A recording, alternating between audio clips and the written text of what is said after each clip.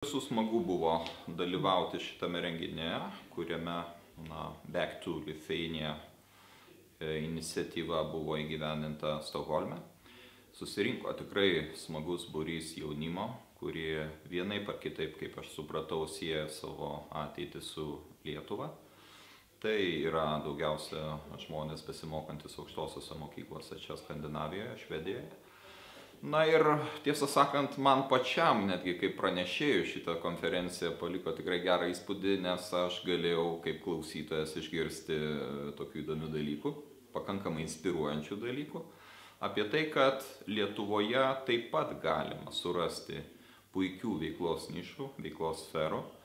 Ir tikrai nėra taip, kada mes aimanuojame, kad štai nieko čia gero padaryti negalime, valdžia trukdo, savivaldybės trukdo. Tikrai jauni žmonės parodė ir pristatė šiandien mūsų auditorijai, kad yra įmanoma daug ką padaryti ir pas mus Lietuvoje.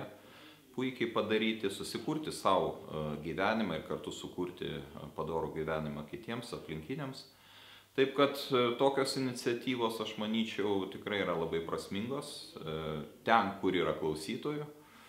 Geriausias rodiklis turbūt, jeigu nėra dalyvaujančių, tai reiškia, tokia iniciatyva yra negyvybinga, bet šiandien mes pamatėme, kad tikrai yra ir gyvas susidomėjimas ir po diskusijos arba po konferencijos klausimai rodo, kad visi šitie renginiai yra labai prasmingi ir tikiuosi, kad jie bus tęsiami ateityje.